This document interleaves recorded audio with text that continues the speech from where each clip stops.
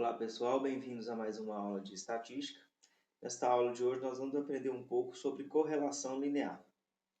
Bem, em diversos estudos o pesquisador pode estar interessado em estudar o relacionamento que existe entre duas variáveis e medir o grau de associabilidade que existe entre elas.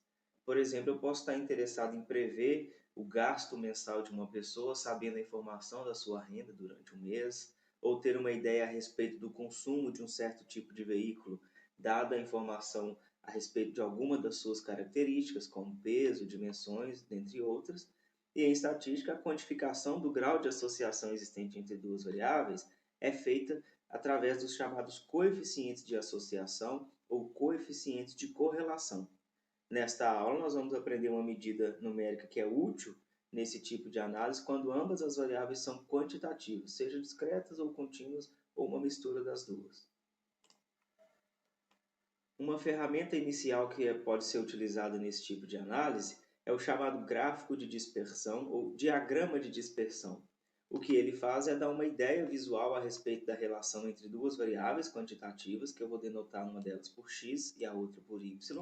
E esse gráfico ele é construído com base numa amostra de n pares de observações para essas variáveis. Então, supondo que eu tenho a informação a respeito de n indivíduos, para cada um deles eu tenho uma medida na variável x e uma medida na variável y. Então, esse gráfico de dispersão ele é formado colocando os valores da variável x no eixo horizontal do plano cartesiano e os valores da variável y no eixo vertical do plano cartesiano, formando uma nuvem de pontos que vai dar para a gente essa ideia do relacionamento entre essas variáveis.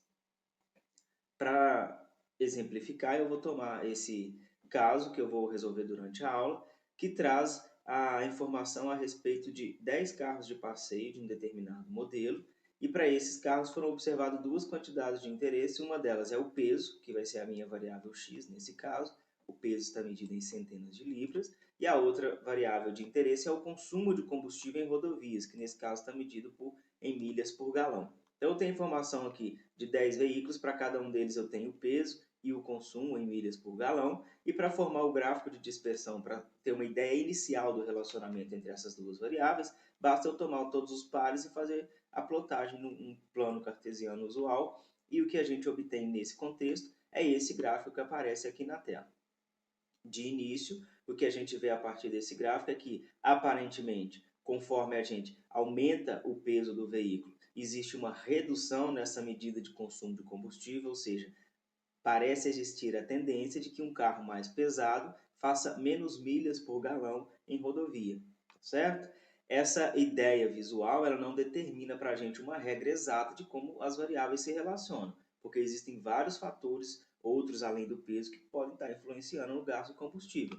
Um exemplo claro que a gente vê que a aleatoriedade ou outros fatores atuando aqui nesse exemplo é o caso, por exemplo, de eu ter carros com o mesmo peso, mas que me retornam um consumo diferente, tá certo? Bom, para esse exemplo, aquele foi o padrão que nós observamos, mas em outros casos gerais, quando a gente faz essa análise conjunta das variáveis através do diagrama de dispersão, vários padrões podem acontecer. Por exemplo, em todos esses gráficos da primeira linha, nós temos aparentemente uma relação linear positiva ou crescente entre as variáveis, e quanto menos disperso em torno de uma possível reta que relaciona aqui o x e y, mais forte seria essa relação. Na segunda linha, a mesma ideia, só que essa relação ela é inversa, ou negativa, que conforme aumenta o valor de x, aparentemente diminui o valor do y.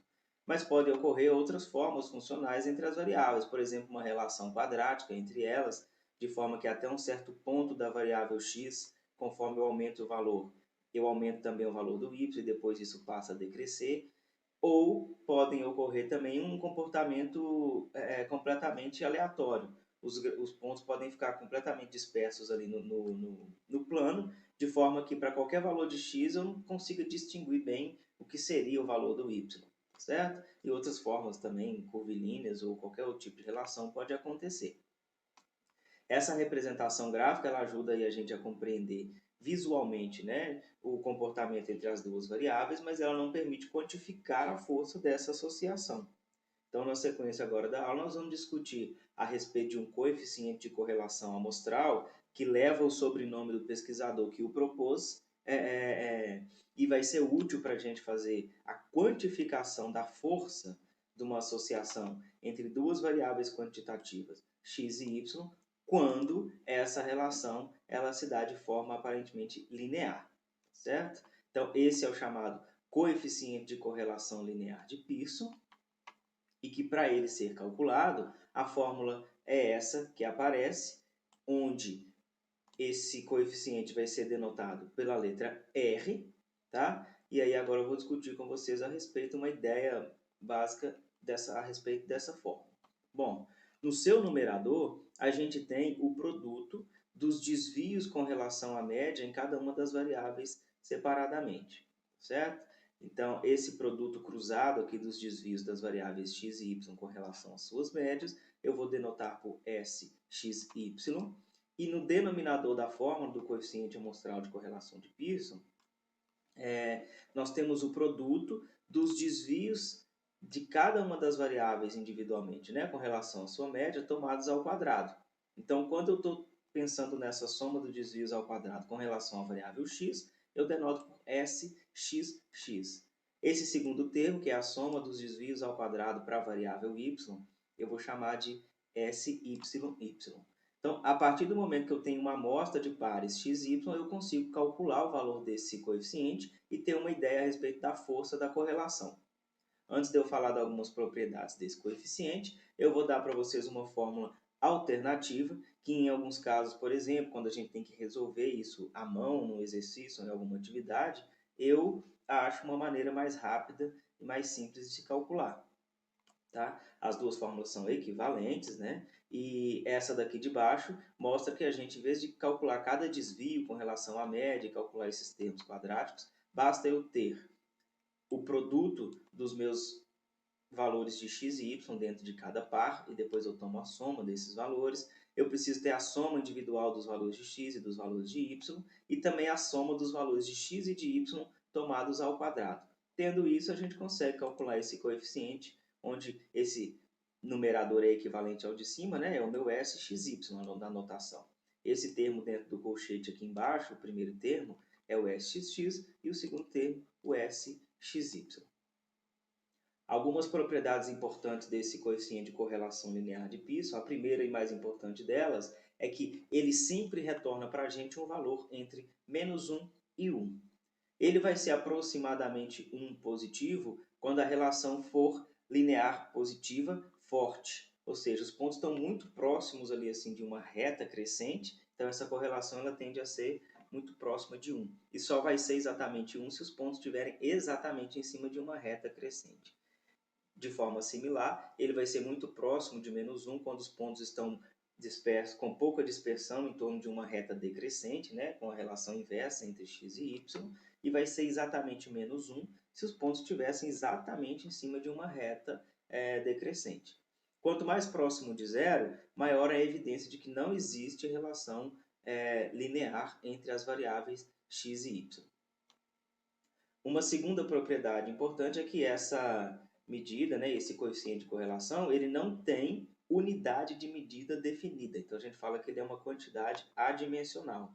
Então, ele não é uma taxa, ele, portanto, não deve ser dado com um resultado expresso em porcentagem, como se fosse uma proporção de alguma relação entre as variáveis. Isso não existe, é simplesmente um número entre -1 e 1 que mede a força da correlação linear entre as duas variáveis.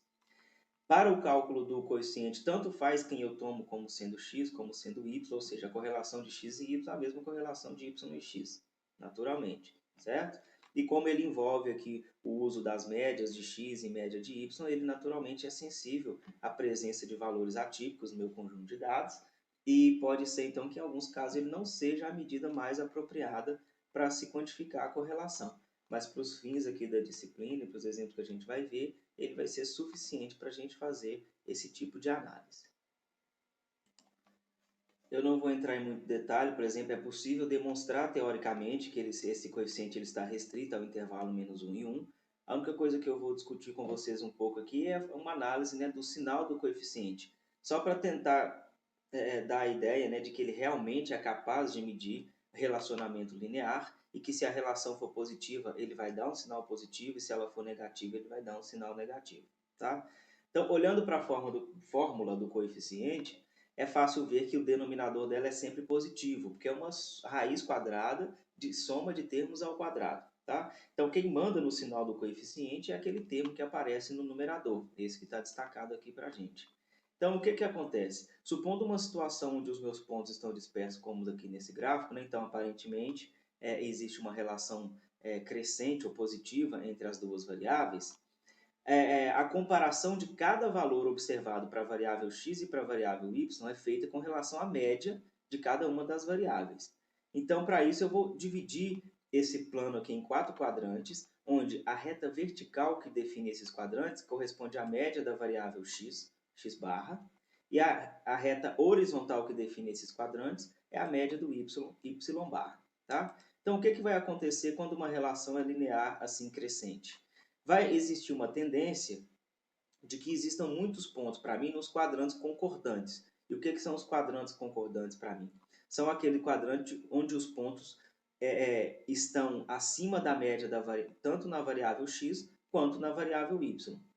Aqui nesse quadrante de baixo à esquerda, a mesma coisa. Para qualquer ponto que eu pegue nesse quadrante, a medida da variável x observada para ele está abaixo da média do x e, ao mesmo tempo, está abaixo da média do y. Né? Então, quando eu pego esses desvios aqui individualmente, todos eles vão ter o mesmo sinal, e isso vai levar a uma contribuição positiva lá no numerador do meu coeficiente. Alguns pontos, naturalmente, vão cair nos quadrantes discordantes, né? A menos que essa relação ela seja quase perfeita. Então, por exemplo, para esses pontos nesse quadrante de baixo à direita, a medida da variável x observada está acima da média do x, mas para a variável y ela está abaixo. Então, a gente tem um sinal negativo, meio que descontando alguma coisa naquele meu coeficiente, dado que os pontos não são todos concordantes nesse sentido de estar acima da média no x também indica estar acima da média no y. Tá? Quanto mais pontos no quadrante discordante, mais forte vai ser mais alto vai ser o valor do coeficiente. Ele vai ser positivo se a relação for crescente e vai ser negativo se a relação for inversa. Então, é mais ou menos por isso uma ideia aqui de por que ele é capaz de medir relação linear, tá? Porque a comparação com as médias nos permite descrever, né, se existe uma tendência dos pontos estarem discordantes nesse sentido ou não. Porque se os pontos estão, por exemplo, aleatoriamente dispersos no gráfico, todos os quadrantes vão ter um número considerável de pontos, não vai existir uma regra nesse sentido de, quando eu comparo as variáveis com a média, existe uma tendência de estar sempre abaixo ou sempre acima, indicando uma tendência aqui nos dados. Tá? É assim que funciona intuitivamente, só para dar uma ideia para a gente aqui. E para finalizar, antes de eu resolver um exemplo, eu vou passar para vocês uma opção de classificação para o grau da força, né, dessa correlação linear. Em referências bibliográficas diferentes, você vai encontrar sugestões diferentes. Eu trouxe essa daqui, que para a gente vai ser suficiente. Então, a gente vai assumir que, quando o coeficiente ele é zero, né, essa correlação linear ela é ausente, e quando ele é exatamente 1 ou menos 1, aqui ele está tomado em valor absoluto, a correlação linear ela é perfeita. Se ela é alguma coisa entre 0 e abaixo de 0,4, é uma correlação linear fraca. Entre 0,4 e abaixo de 0,7, eu vou considerar que é uma correlação linear moderada. E entre 0,7 e alguma coisa abaixo de 1, ela é uma correlação linear forte. Só para fins descritivos mesmo, de interpretação da correlação estimada, tá? A gente pode usar essa opção aqui de classificação. Agora vamos a um exemplo para a gente notar, né, como é que é feito o cálculo efetivamente desse coeficiente. Então, eu estou considerando aquele caso lá dos carros de passeio, que eu estou analisando a relação entre o peso e o consumo de combustível, na verdade em milhas por galão, né? E usando aquela segunda opção de fórmula que eu passei para vocês, o que eu vou precisar nesse contexto é simplesmente da soma dos quadrados do x, da soma dos quadrados do y, a soma dos produtos entre x e y em cada par, além das suas somas individuais. Então, basta eu completar uma tabela com essas quantidades, que quando eu fizer esses cálculos efetivamente e tiver o valor dessas somas, eu consigo, então, ter resumido todas as estatísticas que eu preciso, que são todos esses termos de soma aqui e o tamanho da minha amostra, que é 10. Usando esses valores observados para esses dados, a gente consegue calcular aqueles termos que eu denotei por SXX, SYY e SXY. Tá? Então, eu pego a fórmula desses valores, aplico os valores observados para essa amostra e no final das contas eu consigo estimar esse meu coeficiente, que nesse caso deu o valor de menos 0,8514, ou seja, a amostra indica a existência de uma correlação linear negativa forte entre o peso do carro, em centenas de libras, e o consumo de combustível em milhas por galão.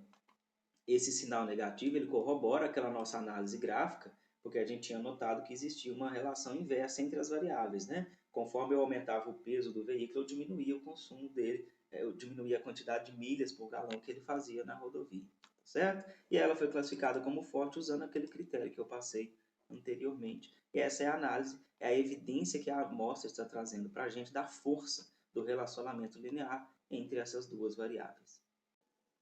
E aqui é o final do material, deixei 2 exercícios para vocês praticarem antes de darmos sequência ao conteúdo. Bons estudos e até a próxima aula.